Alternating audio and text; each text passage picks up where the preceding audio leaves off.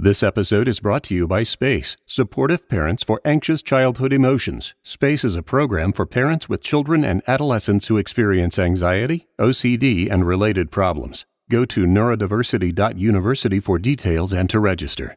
There will be areas of your life or aspects of your functioning where you may need some support as well. And I think it's just so much more healthy to take a look at the whole picture and then figure out what you want and need. That's the way forward for me. Positive psychology is a strengths-based approach that is great for understanding and supporting neurodivergent people. It allows for authenticity and the ever-important unmasking. How can being authentic bring zest into our day-to-day lives? Today's guest, Dr. Rebecca Jackson, is a neurodivergent person and coach, and she's going to help us figure out ways to find that daily zest in our own lives. That's straight ahead on episode 174. I'm Emily Kircher-Morris, and this is the Neurodiversity Podcast. What is neurodiversity? You see the world differently. Autism spectrum. Gifted. Complexities that are inherently inside. ADHD. Dysgraphia. Tourette's. All brains are different. You are exactly what this world needs. This is the Neurodiversity Podcast. So how are you showing your neurodivergent pride? If you need a way to let people know that you embrace neurodiversity, you should check out our swag store.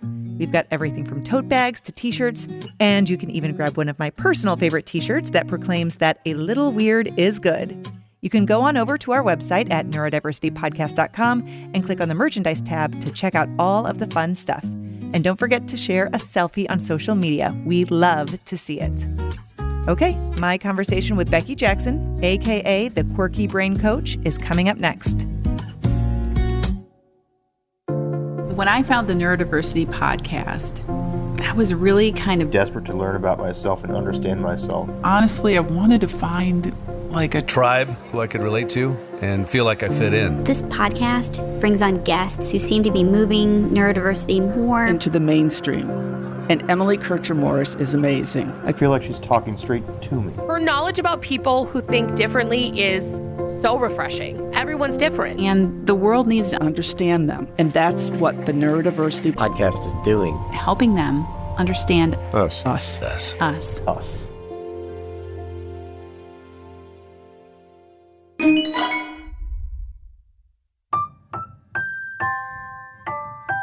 Today, I'm welcoming Dr. Rebecca Jackson to the podcast. Becky is neurodivergent and uses her experiences to support her coaching clients with a positive psychology approach. So, Becky, so happy to talk to you today. Oh, thank you, Emily, and it's great to be here. Thanks for inviting me onto the podcast. Yeah, so you build on your experiences being neurodivergent to help the folks that you work with.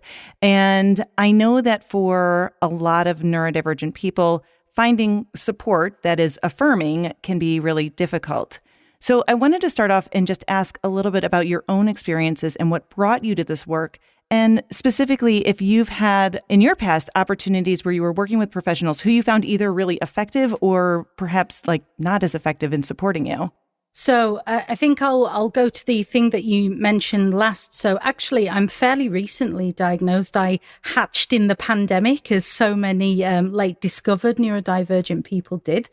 And actually what I found looking back through the lens of hindsight is that actually the people, whether that be educational professionals or health professionals that were affirming and helpful to me, were doing that just by virtue of being good, nice practitioners anyway.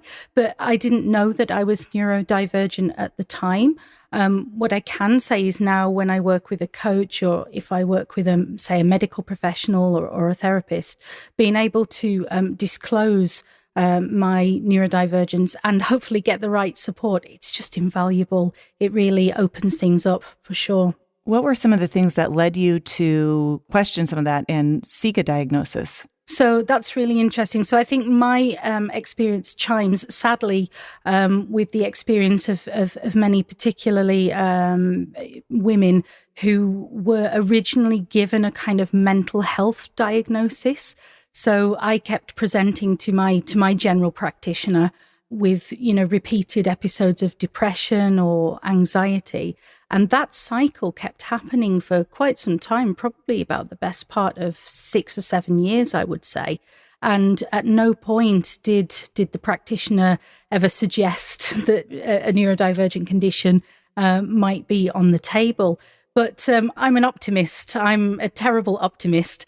And I knew that something wasn't right. And I'll say wasn't right in air quotes, because, of course, there's absolutely nothing wrong with being neurodivergent. But I knew that there was almost no reason for me to be anxious or depressed all the time. And I was also having episodes of burnout that just didn't make sense either. I'd have this kind of boom bust cycle of productivity and stuff, and then being able to do nothing. And I thought, something's not right here. I need to look into this. And it was so lucky, Emily, I happened to call a therapist in my hometown, like a tiny little hometown. And she listened to my story and she said, wow, so I'm autistic and I think you might be too. You need to pursue that maybe. And if I hadn't have made that phone call, we would not be here today doing this podcast, I'm pretty sure. So you made that phone call and it gave you kind of some insight that you hadn't been expecting. And I think that's interesting that you mentioned specifically about that mental health connection, because I agree. I think that is what often people go to. And I think even now it's much more acceptable to have or seek a diagnosis related to a mental health concern as opposed to even something related to being neurodivergent. Yeah, and to be honest, I think that people don't even know that they might be neurodivergent. It's not even on the table that they would ask about that. I mean, when I started to discuss with the therapist the fact that I might be autistic, I was almost taken aback, not in a bad way. I didn't hate the idea of it, but I remember sort of saying, oh, no, that's ridiculous. I would know, right? But you won't necessarily know. So hopefully things will improve and people will start to think, oh, maybe it's this, but also maybe I might be autistic, maybe I might be ADHD or dyspraxic. Hopefully things will improve. And it's a process to kind of figure that out. And then I feel like there's definitely some unlearning. I frequently see in my clients of all ages, there's this difficulty with shedding the expectations that they've really internalized from the world around them. And I'm guessing you see the same thing. Do you have any ideas about how people can unlearn some of that internalized ableism, or, if that's something you've dealt with or your clients do? For sure. So it's definitely something that I've dealt with and that my clients deal with as well, especially if they've come to that diagnosis later in life. And the only word that I have for you, because the path to this destination is slightly different for everyone, but the only word I have for you is acceptance. And so for some people, that might look like working with a therapist to unpick things perhaps further back in the past and make sense of one's life through the lens of neurodiversity, and understanding that actually your brain just is what it is and it's a good brain just like any brain. And, accepting things. And sometimes, the work of acceptance can happen through doing sort of self-compassion exercises in coaching. And some people choose the route of doing sort of compassion practices in other ways, working with other specialists, maybe yoga or meditation or something like that. So the path will be different. But the word I have for you is deliberately doing something around acceptance. I love that. I think that that's really important to recognize that there are two sides to that coin. It's not just all good or all bad. There are strengths and struggles that come along with it. And I feel like anytime someone tries to look at it just one way, you lose so much. I mean, even the people who say, oh, well, I'm autistic or I'm ADHD or I'm dyslexic and that's my superpower. I feel like that even minimizes the depth of what that really means for people. Yeah, I think a really useful term that I talk about is this idea of a spiky profile or a spiky skill set. That's obviously not my term, but it's one that I've kind of jumped on and found useful for myself and with others. It's better to take a kind of holistic view of just yourself as a person and think, okay, well, what am I good at? What do I enjoy? What are my passions?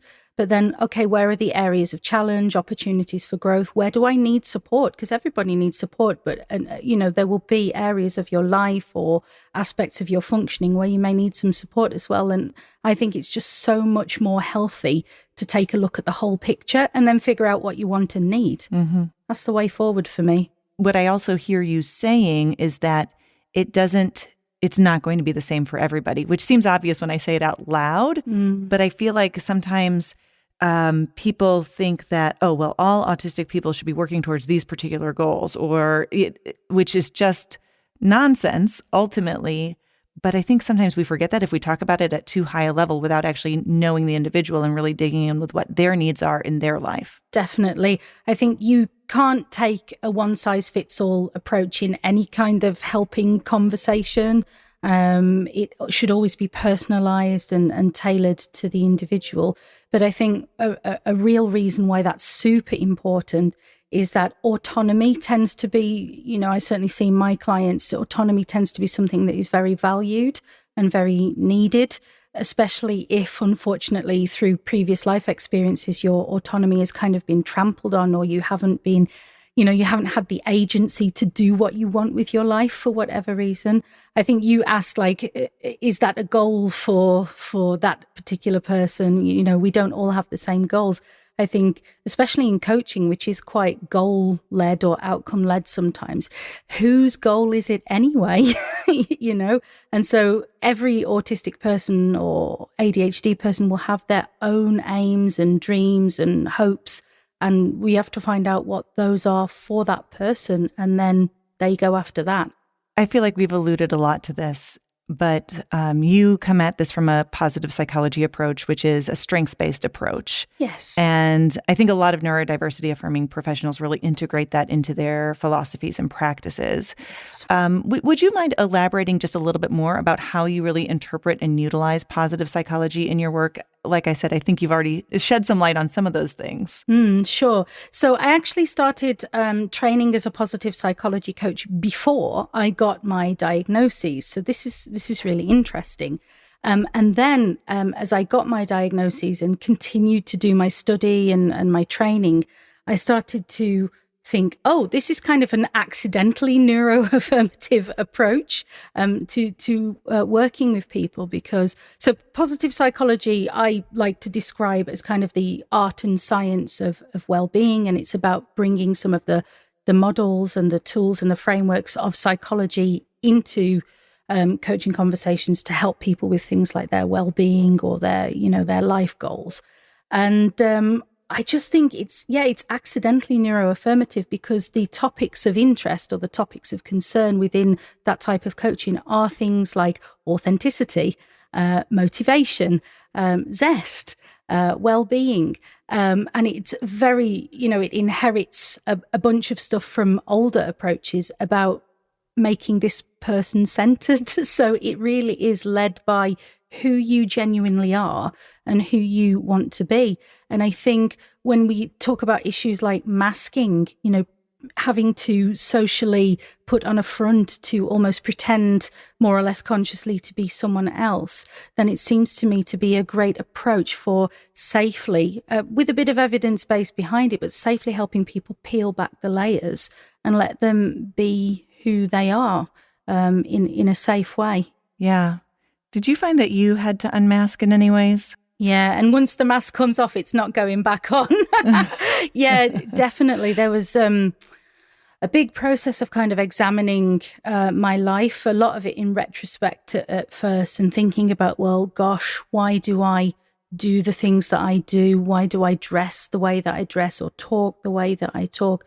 Down to very, very small things. And I really did go through a period of unmasking. And, what I want to say on unmasking is that it is not something that everybody can do. It depends on privilege. If you're part of a minoritized community or you live in difficult circumstances, that mechanism is built up probably to keep you safe.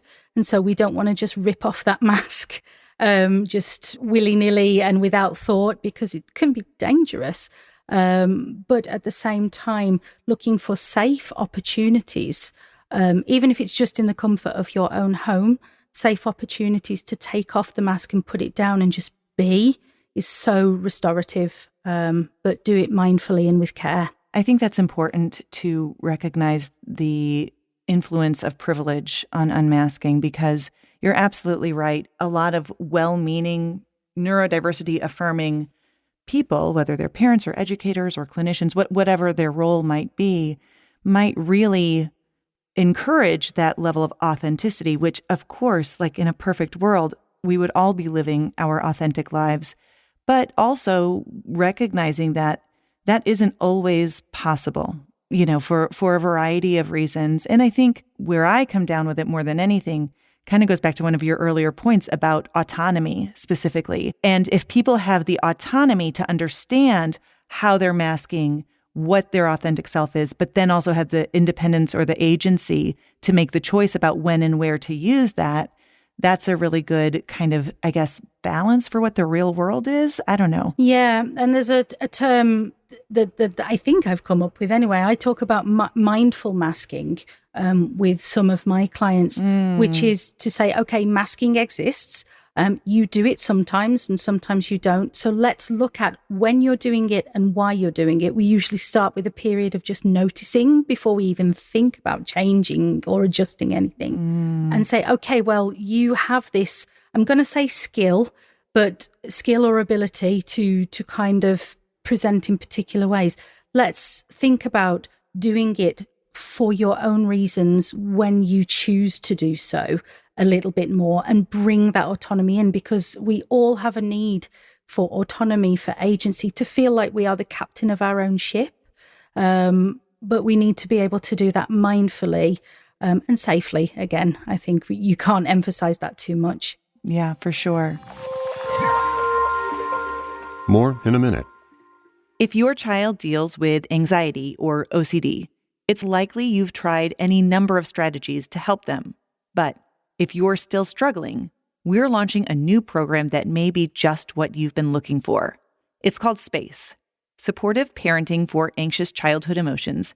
It's a parent-based program that helps parents help their kids with anxiety, obsessive-compulsive thoughts, and other related problems. SPACE was developed by Dr. Ellie Leibowitz at the Yale Child Study Center. SPACE really is teaching the parent how to be supportive and teaching the parent how to recognize and reduce their accommodations. And clinical trial research from multiple studies indicates that it's a very efficacious way of treating anxiety and OCD. And so I think that can be a very helpful resource for a lot of families. This podcast parent organization, the Neurodiversity Alliance, has agreed to be a SPACE-trained provider, and we are now taking registrations for a limited number of spots that are available. Follow the link in the show notes or go to neurodiversity.university and click the link. It's a proven tool to help parents help their kids.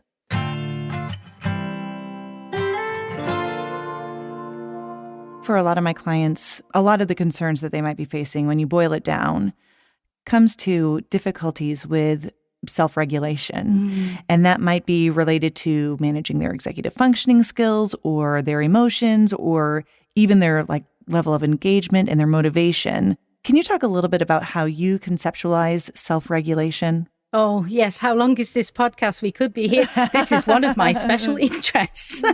Sure. So I think self-regulation, it's really useful to think of it in terms of what takes away from you and what gives to you. So self-regulation, just thinking about it quite broadly, is just how you keep yourself as an organism, as an animal, balanced and well and calm and on an even keel.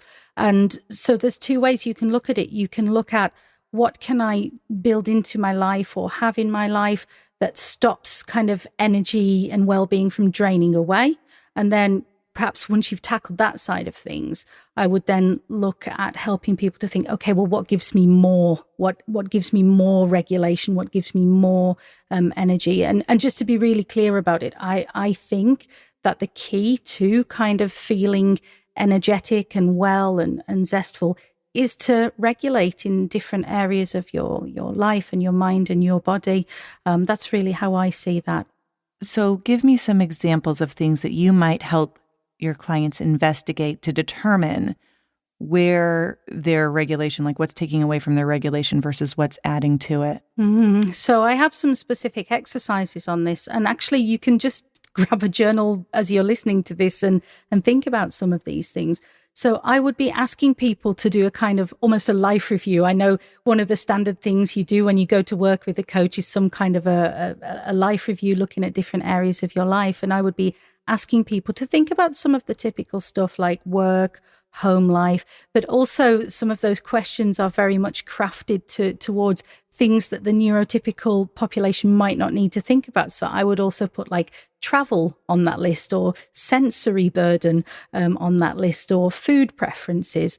And I'd be asking them to think about whether those areas of life are, I don't like to use numerical ratings because not everybody does well with those, but so we might use a traffic light system or some other system that the client suggests. But say take travel, we might ask people to say, well, is this red, amber, green? Is this area of my life good? Is it okay? Or does it cause me distress? And then we can use that as a jumping off point to say, okay, well, if travel is causing you distress, why is that? What are the factors there? And then you can gently ease into what might you choose to do about it. And so then once they have that awareness, then they're really able to start building from that and integrating that into their daily lives. So when you're working with folks and they're going on this process, do you notice that as you dig deeper, that self-regulation is one of the biggest things, even if maybe they're not necessarily aware that that's something that is influencing them? Yeah, 100%, because unfortunately, as we already touched on earlier in the conversation, some people come to a realization about their brain only after they've had a mental health challenge, or very often, particularly in late diagnosed women, actually, I see after a burnout. And of course, at the root of those things, there are often self-regulation challenges or considerations. So very often, even if the client hasn't come to me with the specific aim of getting regulated or being more regulated in some way, there's often some groundwork to do, especially if someone is on the tail end of a burnout or is just not feeling mentally how they would like to feel. You've mentioned this word. Tell me about Zest. Yeah, so Zest is a term from positive psychology as well. It's actually considered a character strength, which I take a little bit of issue with, because we can understand Zest as kind of how well you are psychologically and physically, and how energetic and full of life and how much enthusiasm you have. And that doesn't really strike me as a character strength. That kind of strikes me as something that you are or aren't. It's kind of feels different to bravery or kindness to me, and that's always been my gripe with that. But it still seems to be a useful word, a useful concept. So for me, it is something to aim for, something to hope for. It's a state of being well and autonomous and content. And to me, I see the path to being zesty and full of life. It comes through being regulated. Yeah, and authentic, I think. And authentic is absolutely key, because if you don't feel like you are in charge of your own life, I think that's one of the most hopeless states to be in. If you feel oppressed or repressed or like you don't have your own choices, that's very psychologically damaging. And I see it in practice, but it is there in some of the research as well. If you don't have autonomy, that can really drain your well-being and happiness. How do you work with your clients to help develop that sense of zest in their lives? Are there any specific ideas or tools that you use when you're doing that? There's certainly a hook that is very helpful with clients. Obviously, the individual pathway is going to depend on the person. But one of the great things, certainly in the context of autism and ADHD as well, is that we have a great propensity to be interested in things, I find. And actually, there's not much research on it. We don't really understand dopamine fully, if we're honest. But actually, it seems like learning and the seeking emotion of interest kind of wake up those learning and motivational pathways in the brain. For example, if you're depressed, you'll possibly have something called anhedonia, which is like a lack of pleasure, a lack of motivation to do even things that you enjoy. So for me, a way to kind of kickstart that drive and that desire for life is actually to try and naturally hook into what interests the person and what they want to learn about or experience, and a kind of a dose of that in the background for a couple of weeks while the coaching is taking place can kind of really fire the systems up and get the fires burning again. So I would absolutely deliberately hook into the emotion of interest to help clients. Leveraging those special interests is key. One of my favorite activities that I do, I work a lot with kids and teens, but we use their fandoms in order to help develop coping skills. Amazing. Yeah, quick plug for all the listeners out there. We have a free course that you can learn how to use artificial intelligence to develop those coping skills that integrate into those kids' fandoms. And so we'll put a link in the show notes. But I find that, like, so for example, if you have, someone who you're working with who really is kind of obsessed or fascinated or loves like Marvel superhero movies or whatever, I don't have enough background knowledge to speak to that fandom necessarily, but the artificial intelligence is something that's been really helpful. And so it's like, okay, so give examples from the Marvel superhero world of a time that a character was dealing with this particular issue and how did they deal with it? But it gives this link to what we're working on in counseling and what their passion is, and it makes it much more relevant than someone just saying, oh, you should do X, Y, and Z. Yeah, that sounds amazing. That just triggered for me when you were talking about the younger people with their fandoms and so on. As long as it's safe to do so, because, going back into childhood isn't always a good place to go. But reaching into the past can be really helpful. And so obviously without, breaking client confidentiality, but sometimes we revisit. I'll use myself as an example here, but we will revisit like particular passions or, areas of interest from when you kind of felt young and free and autonomous and just caught up in the curiosity of your interest. Sometimes I will still go to a natural history museum and just marvel at the dinosaurs, and all of a sudden I'm 7 years old and carefree again. And I think those kind of activities, as long as they are done mindfully and the client wants to do that, they can be so healing and transformative. Yeah, I love that. And I feel like, especially as neurodivergent people get older, that's one of the areas that they mask. They mask those special interests. They mask those areas that they're really fascinated, because the intensity with which they like those things can be a lot for some people. And they've maybe learned that people don't want to hear that. They don't want to engage in the same way. And I think there's a lot of emotion often to work through there too. Definitely. I would say that social media has been great in enabling the right kind of connections and discussions to happen. So I think previously, without social media, you would kind of, go to a family gathering or a party and you would sidle up to someone and start telling them about your favorite dinosaur, and they would not be interested in that.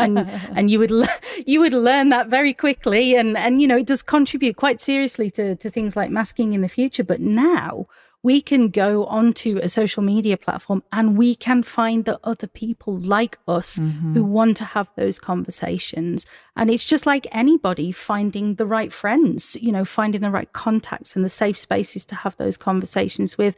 I know that, social media can be a cesspit at times, but it also has its advantages as well. And for building ND friendly community, it's been invaluable for me and my clients, I think. Yeah, 100%. So last question as we wrap up.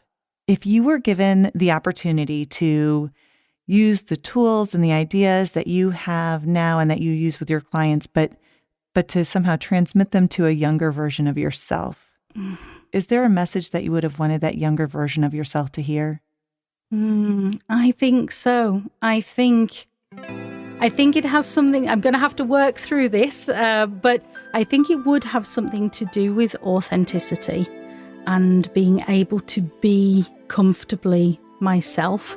And I think I probably would tell a younger version of myself that you're going to have an amazing pair of dinosaur dungarees one day, and you're going to wear them quite happily and turn up to client meetings wearing them. And that will be, it might not always feel fine right now or even for the next couple of years, but it is going to be okay, and it is going to keep improving, and you will find your feet and you will find your people. And I hope that applies to some other people listening as well. Dr. Becky Jackson, aka the Quirky Brain Coach, thank you so much for your time today. Thank you very much for having me, Emily. It's been an absolute pleasure. I heard a phrase recently that was new to me, but then, of course, I heard it about 4 other places. So maybe it's been around forever.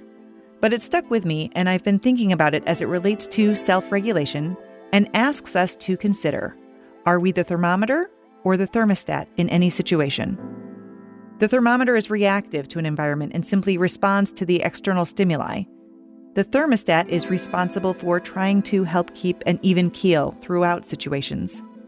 When we are self-regulating our own emotions or helping to co-regulate those who we care for, we're doing the best we can to be the thermostat. It isn't always easy, but one thing that can definitely help us is knowing that we are being authentically ourselves. Otherwise, we're just reacting to the situation, however volatile it might be. I'm Emily Kircher-Morris. I'll see you next time on the Neurodiversity Podcast.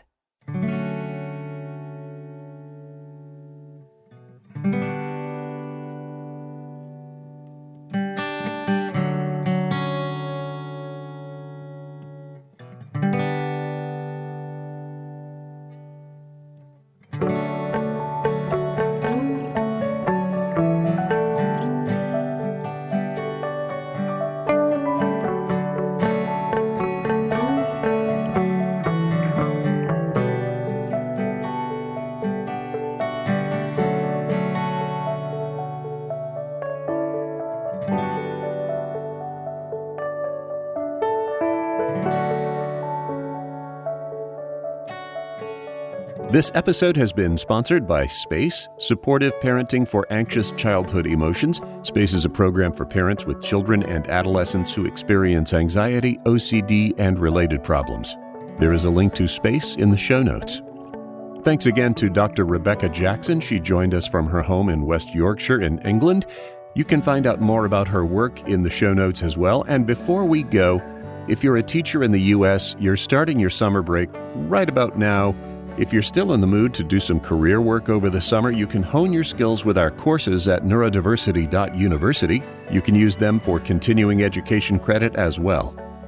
Our host is Emily Kircher-Morris. Our office manager and social media director is Krista Brown. I'm the executive producer, Dave Morris. For all of us, thanks for listening, and we'll see you next time.